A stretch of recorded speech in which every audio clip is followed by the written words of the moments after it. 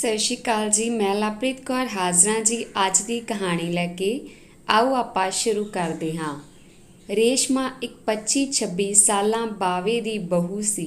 ਬਾਵਾ ਜਿਹੜਾ ਕਿ ਇੱਕ ਹਾਦਸੇ ਵਿੱਚ ਮਰ ਗਿਆ ਸੀ ਤੇ ਪਿੱਛੇ ਇਕੱਲੀ ਆਪਣੀ ਘਰਵਾਲੀ ਰੇਸ਼ਮਾ ਤੇ ਉਹਦੀ ਕੁੜੀ ਜੱਸੀ ਨੂੰ ਛੱਡ ਗਿਆ ਸੀ।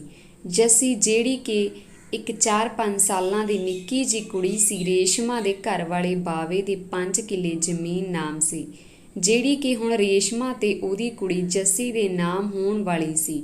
ਜਿਸ ਜ਼ਮੀਨ ਦੀਆਂ ਮਾਲਕ ਉਹ ਦੋਵੇਂ ਮਾਵਾਂ ਧੀਆਂ ਹੀ ਸਨ। ਬਾਵੇ ਦੇ 2 ਭਰਾ ਹੋਰ ਸਨ, ਜਿਹੜੇ ਕਿ ਬਾਵੇ ਤੋਂ ਵੱਡੇ ਸਨ ਤੇ ਨਸ਼ੇੜੀ ਵੀ ਸਿਰੇ ਦੇ ਸਨ, ਜਿਨ੍ਹਾਂ ਨੇ ਆਪਣੇ ਹਿੱਸੇ ਦੀ ਆਉਂਦੀ ਜ਼ਮੀਨ ਨੂੰ ਬਸ ਆਪਣੇ ਐਬਾਂ ਵਿੱਚ ਛਕ ਗਏ ਸਨ ਤੇ ਹੁਣ ਉਹਨਾਂ ਕੋਲ ਬਸ ਕਿੱਲਾ ਹੀ ਰਹਿ ਗਿਆ ਸੀ। ਤੇ ਬਾਵਾ ਕੋਈ ਨਸ਼ਾ ਪੱਤਾ ਨਹੀਂ ਕਰਦਾ ਸੀ ਤੇ ਜਿਸ ਕਰਕੇ ਉਹਦੇ ਕੋਲ ਆਪਣੀ ਪੂਰੀ ਜ਼ਮੀਨ ਹੀ ਸੀ ਤੇ ਉਹ ਆਪਣੇ ਘਰੇ ਐਸ਼ ਵੀ ਕਰਦਾ ਸੀ। ਪਰ ਰੱਬ ਨੂੰ ਕੁਝ ਹੋਰ ਹੀ ਮਨਜ਼ੂਰ ਸੀ, ਜਿਸ ਕਰਕੇ ਉਹਨੇ ਆਪਣੇ ਕੋਲ ਬਾਵੇ ਨੂੰ ਛੇਤੀ ਹੀ ਸੱਦ ਲਿਆ।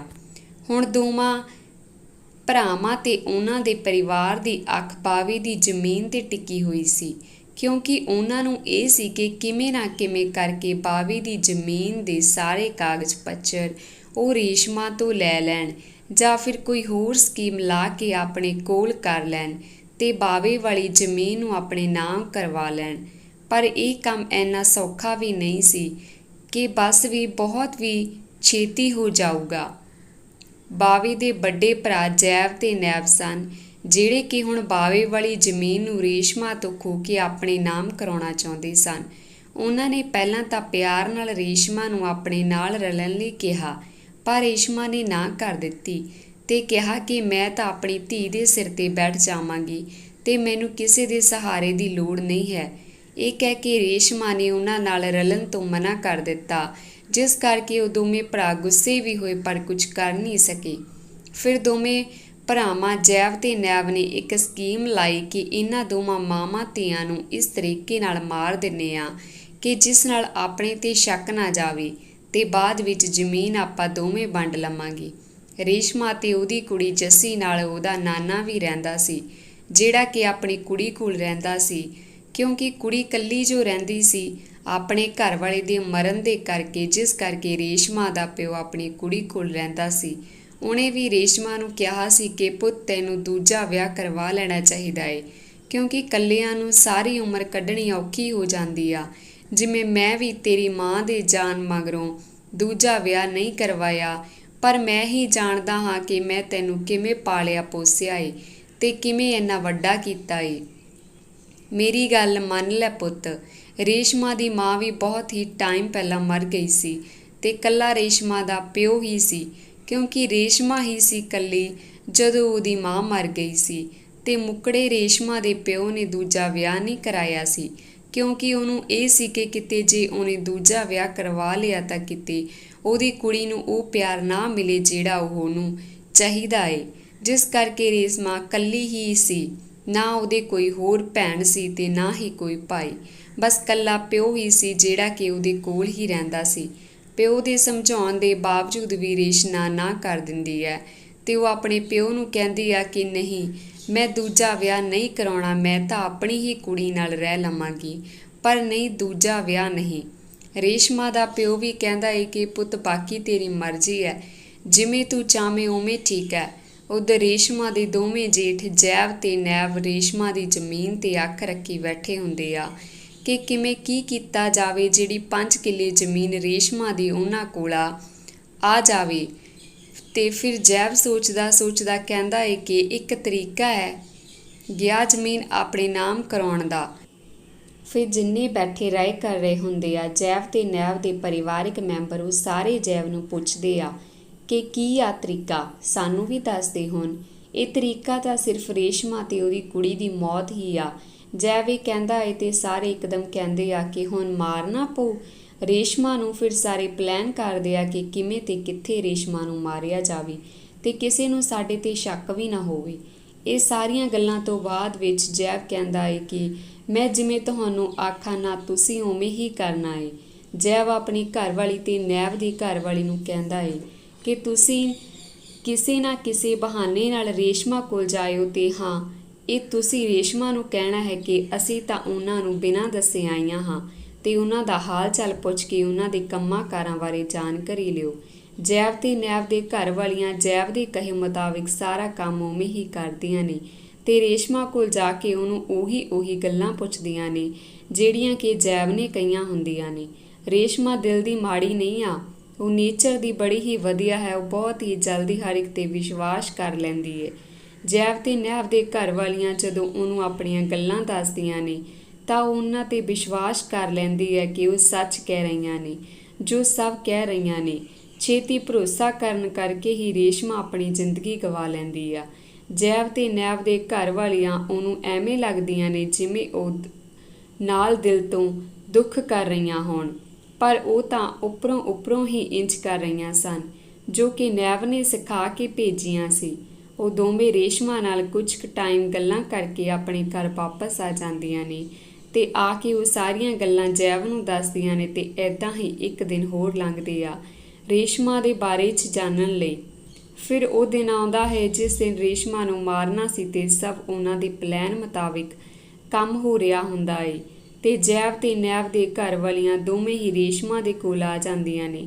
ਜਦੋਂ ਰੇਸ਼ਮਾ ਸ਼ਾਮ ਵੇਲੇ ਰੋਟੀ ਟੁੱਕਦਾ ਕਰ ਰਹੀ ਹੁੰਦੀ ਆ, ਉਹ ਦੋਵੇਂ ਜਣੀਆਂ ਰੇਸ਼ਮਾ ਦੇ ਕੋਲ ਆ ਜੇ ਬੈਠ ਜਾਂਦੀਆਂ ਨੇ ਤੇ ਰੇਸ਼ਮਾ ਦਾ ਹਾਲ ਚਾਲ ਪੁੱਛਣ ਲੱਗਦੀਆਂ ਨੇ ਤੇ ਹੋਰ ਵੀ ਕਈ ਗੱਲਾਂ ਕਰਦੀਆਂ ਨੇ। ਉਹ ਦੋਵੇਂ ਤਾਂ ਉਹਨਾਂ ਦੇ ਖਾਣ ਵਾਲੀ ਸਬਜ਼ੀ ਵਿੱਚ ਜ਼ਹਿਰ ਮਿਲਾਉਣ ਲਈ ਜਾਂਦੀਆਂ ਨੇ ਤੇ ਸਬਜ਼ੀ ਵਿੱਚ ਜ਼ਹਿਰ ਮਿਲਾ ਵੀ ਦਿੰਦੀਆਂ ਨੇ। ਸਬਜ਼ੀ ਵਿੱਚ ਜ਼ਹਿਰ ਮਿਲਾਉਣ ਤੋਂ ਬਾਅਦ ਉਹ ਆਪਣੇ ਘਰ ਆ ਜਾਂਦੀਆਂ ਨੇ ਤੇ ਉਹਨਾਂ ਦੇ ਭਾਅ ਦੀ ਤਾਂ ਉਹਨਾਂ ਦਾ ਕੰਮ ਹੋ ਗਿਆ ਸੀ। ਪਰ ਇਹ ਵੀ ਗੱਲ ਸਹੀ ਆ ਕਿ ਕੰਮ ਤਾਂ ਉਹਨਾਂ ਦਾ ਹੋ ਗਿਆ ਸੀ, ਪਰ ਕਿਸੇ ਵਜ੍ਹਾ ਕਰਕੇ ਰੇਸ਼ਮਾ ਉਸ ਸਬਜ਼ੀ ਨੂੰ ਨਹੀਂ ਖਾਧੀ। ਪਰ ਰੇਸ਼ਮਾ ਆਪਣੀ ਕੁੜੀ ਤੇ ਆਪਣੇ ਪਿਓ ਨੂੰ ਉਹ ਸਬਜ਼ੀ ਦੇ ਦਿੰਦੀ ਆ ਤੇ ਜਿਸ ਕਰਕੇ ਉਹ ਦੋਵੇਂ ਤੜਕੇ ਨੂੰ ਦੋਵੇਂ ਹੀ ਮਰ ਜਾਂਦੇ ਆ ਤੇ ਰੇਸ਼ਮਾ ਬਚ ਜਾਂਦੀ ਆ ਕਿਉਂਕਿ ਉਹਨੇ ਉਸ ਸਬਜ਼ੀ ਨੂੰ ਨਹੀਂ ਖਾਧਾ ਸੀ। ਤੇ ਉਧਰ ਜੈਬ ਵੀ ਆਪਣੀ ਘਰ ਵਾਲੀ ਨੂੰ ਗਾਲਾਂ ਦੇ ਰਿਹਾ ਹੁੰਦਾ ਏ ਕਿ ਤੁਹਾਡੇ ਤੋਂ ਕੋਈ ਕੰਮ ਨਹੀਂ ਚੱਜਦਾ ਹੁੰਦਾ, ਇੱਕ ਤਾਂ ਸਹੀ ਢੰਗ ਨਾਲ ਕਰ ਲਿਆ ਕਰੋ, ਜਿਹਨੂੰ ਕਿਹਾ ਸੀ ਮਾਰਨ ਲਈ ਉਹਨੂੰ ਤਾਂ ਮਾਰਿਆ ਨਹੀਂ ਤੇ ਦੂਜਿਆਂ ਨੂੰ। ਇਹ ਕਹਿ ਕੇ ਜੈਵ ਕਹਿੰਦਾ ਏ ਕਿ ਜਾਓ ਹੁਣ ਉਹਦੇ ਕੋਲ ਜਿਸ ਕਰਕੇ ਆਪਣੇ 'ਤੇ ਸ਼ੱਕ ਨਾ ਹੋਵੇ ਤੇ ਉਹ ਵੀ ਜਿਵੇਂ ਜੈਵ ਕਹਿੰਦਾ ਏ ਉਵੇਂ ਹੀ ਕਰਦੀਆਂ ਨੇ ਤੇ ਜਿਸ ਕਰਕੇ ਉਹਨਾਂ 'ਤੇ ਸ਼ੱਕ ਵੀ ਨਹੀਂ ਹੁੰਦਾ ਏ। ਹੁਣ ਰੇਸ਼ਮਾ ਬਿਲਕੁਲ ਹੀ ਇਕੱਲੀ ਰਹਿ ਜਾਂਦੀ ਆ ਕਿਉਂਕਿ ਉਹਦਾ ਪਿਓ ਤੇ ਉਹਦੀ ਕੁੜੀ ਦੋਵੇਂ ਹੀ ਮਰ ਜੋ ਜਾਂਦੇ ਨੇ। ਪਰ ਫਿਰ ਵੀ ਰੇਸ਼ਮਾ ਇਕੱਲੀ ਹੀ ਰਹਿਣ ਲਈ ਕਹਿੰਦੀ ਆ ਕਿ ਮੈਂ ਨਹੀਂ ਕਿਸੇ ਨਾਲ ਰਹਿਣਾ, ਮੈਂ ਤਾਂ ਇਕੱਲੀ ਹੀ ਠੀਕ ਹਾਂ। ਪਰ ਜੈਵ ਤੇ ਉਹਦੇ ਭਰਾ ਤੇ ਬਾਕੀ ਸਾਰਿਆਂ ਨੂੰ ਕੱਲਾ ਜ਼ਮੀਨ ਦਾ ਹੀ ਲਾਲਚ ਹੁੰਦਾ ਏ, ਜਿਹੜੇ 5 ਕਿੱਲੇ ਵੀ ਉਹਨਾਂ ਕੋਲ ਜੋ ਜੈਵ ਤੇ ਨੈਵ ਹੁਣ ਆਪਣੇ ਬਣਾਉਣੇ ਚਾਹੁੰਦੇ ਸੀ। ਤੇ ਕੁਝ ਕੁ ਟਾਈਮ ਬਾਅਦ ਉਹ ਫਿਰ ਸਕੀਮ ਲਾ ਕੇ ਰੇਸ਼ਮਾ ਦੇ ਘਰ ਜਾ ਕੇ ਰੇਸ਼ਮਾ ਨੂੰ ਸ਼ਰੇਆਮ ਹੀ ਮਾਰ ਦਿੰਦੇ ਕਿਉਂਕਿ ਫਿਰ ਵੀ ਉਹਨਾਂ ਨੂੰ ਉਹ 5 ਕਿੱਲੇ ਮਿਲਣੇ ਸੀ ਤੇ ਜ਼ਮੀਨ ਦੇ ਲਾਲਚ ਵਿੱਚ ਉਹ 3 ਕਤਲ ਕਰ ਦਿੰਦੇ ਆ। ਤੇ ਰੇਸ਼ਮਾ ਨੂੰ ਜਦੋਂ ਮਾਰ ਰਹੇ ਹੁੰਦੇ ਆ ਤਾਂ ਰੇਸ਼ਮਾ ਮਰਦੀ ਉਹਨਾਂ ਨੂੰ ਕਹਿ ਕੇ ਜਾਂਦੀ ਹੁੰਦੀ ਆ ਕਿ ਮੈਂ ਦੁਬਾਰਾ ਆਵਾਂਗੀ ਤੇ ਤੁਹਾਡਾ ਸਾਰਿਆਂ ਦਾ ਬਹੁਤ ਹੀ ਭੈੜਾ ਹਸ਼ਰ ਕਰਾਂਗੀ। ਇੰਨਾ ਹੀ ਕਹਿ ਸਕੀ ਸੀ ਰੇਸ਼ਮਾ ਮਰਦੀ ਹੋਈ। ਜੈਬ ਵਰਗੇ ਆਪਣੇ ਪਲਾਨ ਵਿੱਚ ਕਾਮਯਾਬ ਹੋ ਗਏ ਸਨ। ਰੇਸ਼ਮਾ ਨੂੰ ਮਾਰ ਕੇ ਤੇ ਉਹਦੀ ਜ਼ਮੀਨ ਨੂੰ ਵੀ ਆਪ ਹੀ ਕਰਨ ਲੱਗ ਪਈ ਸਨ। ਹੁਣ ਘਰ ਤੇ ਖੇਤ ਰੇਸ਼ਮਾ ਵਾਲਾ ਜੈਵ ਵਰਗਿਆਂ ਨੇ ਸਾਂਭ ਲਿਆ ਸੀ ਤੇ ਹੁਣ ਉਹ ਬਹੁਤ ਖੁਸ਼ ਵੀ ਸਨ ਕਿਉਂਕਿ ਉਹ ਆਪਣੇ ਮਨਸੂਬੇ ਵਿੱਚ ਕਾਮਯਾਬ ਹੋ ਗਏ ਸਨ। ਰੇਸ਼ਮਾ ਨੂੰ ਮਾਰ ਕੇ ਕੁਝ ਕੁ ਮਹੀਨੇ ਲੰਘ ਗਏ ਸਨ। ਰੇਸ਼ਮਾ ਮਰੀ ਨੂੰ ਤੇ ਸਭ ਕੁਝ ਠੀਕ ਚੱਲ ਰਿਹਾ ਸੀ। ਅਚਾਨਕ ਜੈਵ ਦੇ ਘਰ ਵਿੱਚ ਕੁਝ ਗੜਬੜਾਹਟ ਹੋਣ ਲੱਗ ਪਈ ਸੀ, ਜਿਵੇਂ ਕਿ ਜੈਵ ਦੀਆਂ ਮੱਝਾਂ ਮਰ ਗਈਆਂ ਸਨ ਤੇ ਇੱਕ ਮੁੰਡੇ ਦਾ ਪੱਟ ਟੁੱਟ ਗਿਆ ਸੀ। ਐਦਾਂ ਦੀਆਂ ਘਟਨਾਵਾਂ ਹੋਣ ਲੱਗ ਗਈਆਂ ਸਨ। ਜੈਵ ਦੇ ਘਰ ਵਾਲੀ ਮਿੰਦੋ ਨੂੰ ਰੇਸ਼ਮਾ ਦੀ ਕਸਰ ਹੋਣ ਲੱਗ ਗਈ ਪਈ ਸੀ ਕਿਉਂਕਿ ਉਹਨਾਂ ਨੇ ਰੇਸ਼ਮਾ ਨਾਲ ਮਾੜਾ ਜੋ ਕੀਤਾ ਸੀ। ਰੇਸ਼ਮਾ ਮਿੰਦੋ ਵਿੱਚ ਆ ਕੇ ਬੋਲਣ ਲੱਗ ਜਾਂਦੀ ਸੀ ਵੀ ਮੈਨੂੰ ਤਾਂ ਤੁਸੀਂ ਮਾਰ ਦਿੱਤਾ ਤੇ ਹੁਣ ਮੈਂ ਤੁਹਾਡੇ ਸਾਰਿਆਂ ਤੋਂ ਗਿਣ ਕੇ ਬਦਲੀ ਲਵਾਂਗੀ। ਤੇ ਗੱਲ ਵੀ ਜਮਾਂ ਸਹੀ ਹੀ ਕਹੀ ਸੀ ਤੇ ਜੋ ਘਰ ਵਿੱਚ ਗੜਬੜਾਂ ਹੋ ਰਹੀਆਂ ਸਨ ਉਹ ਵੀ ਰੇਸ਼ਮਾ ਦੇ ਹੀ ਕੰਮ ਸਨ ਤੇ ਰੇਸ਼ਮਾ ਨੇ ਹੀ ਜੈਵ ਦੇ ਮੁੰਡੇ ਦਾ ਪੱਟ ਤੋੜਿਆ ਸੀ। ਉਸ ਨੂੰ ਪੂਰਾ ਗੁੱਸਾ ਸੀ ਕਿਉਂਕਿ ਰੇਸ਼ਮਾ ਨਾਲ ਕਿਹੜਾ ਉਹਨਾਂ ਨੇ ਘੱਟ ਮਾੜਾ ਕੀਤਾ ਸੀ। ਕਿਸੇ ਨੇ ਜੈਵ ਨੂੰ ਦੱਸਿਆ ਕਿ ਤੁਸੀਂ ਕਿਸੇ ਸਿਆਣੇ ਕੋਲ ਜਾਓ ਤੇ ਕੋਈ ਆਪਣਾ ਉਪਾਅ ਕਰ ਲਵੋ, ਨਹੀਂ ਕੋਈ ਪਤਾ ਨਹੀਂ ਹੋਰ ਕਿੰਨਾ ਕੁ ਨੁਕਸਾਨ ਕਰੂਗੀ ਤੁਹਾਡਾ। ਜੈਵ ਵੀ ਉਵੇਂ ਹੀ ਕਰਦਾ ਏ। ਉਹ ਆਪਣੀ ਘਰਵਾਲੀ ਨੂੰ ਲੈ ਕੇ ਇੱਕ ਸਿਆਣੇ ਬਾਬੇ ਕੋਲ ਜਾਂਦਾ ਏ ਤੇ ਉਹਨੂੰ ਆਪਣੀ ਸਾਰੀ ਗੱਲ ਦੱਸਦਾ ਏ ਤੇ ਆਖਦਾ ਏ ਕਿ ਬਾਬਾ ਜੀ ਸਾਡਾ ਕੋਈ ਹੱਲ ਕਰੋ।